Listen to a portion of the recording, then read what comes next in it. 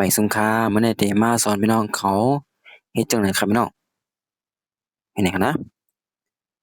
เปิ้นฮ้องว่าปักหมุดนี่ก็เนาะปักหมุดนั่นก็เฮ็ดให้คลิปวิดีโออันที่เราเอ็นอ่านได้ปันเปิ้นหันนั่นนี่คือเปิ้นหันอันดังสุดเพราะมาญาที่คลิปมาญา TikTok เรานี่ก็เนาะก็อันดังสุดเราได้เข้ามาที่คลิปวิดีโอเราเนาะผมจำ1ช่องในนั่นก็1อ่า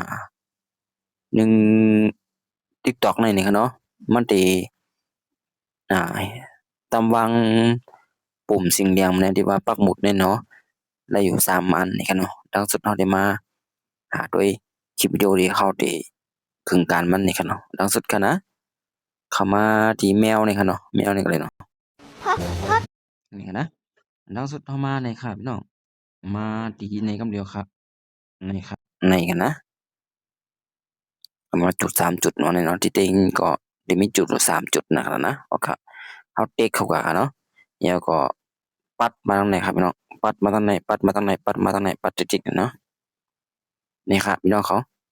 นี่ครับหันเนาะค่ะได้หันพี่น้องเขาหันนี่ครับนะมาจึงเข็มเนี่ยเนาะเข็มมันมีโหยเนี่ยมันจึงเรียกบักหน้านะครับเมื่อคนเนาะโอเคเขาเต็กก่อนครับเต็กปั๊บนี่ครับไหมมันก็ได้ขึ้นข้อความขึ้นมาเหนือนี่เนาะ เขาขึ้นมาเด็กดีแน่เขาขึ้นเหี่ยวก็ขึ้นมาตุ้ยรู้นี่กันนะโตแล้วนี่ครับก็แม่ที่มาตุ้ยยังเหลือนี่นี่ครับเนาะขึ้นมา2อันครับพี่น้องมือดังสุดที่มีอันไหนกำลังจะมีอันที่2ในขึ้นมาใน1เนาะนี่ครับพี่น้องเขาก็เข้มแลบค่ะจังได๋พี่น้องเขาก็จำก็เฮ็ดด้วยค่ะนะเอาค่ะสักจะว่ามันเป็นรองลีจังหือนี่ใครเขาเฮ็ดจังหือ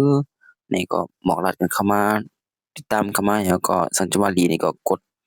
เนี่ย พอโตแล้วไม่คิดหรอกเลือกหยุมหยิมอ่ะกดวิดีโอเลยนะกดเนี่ยเกิดกดหมอหัวใจไปในจังหวะนะโอเค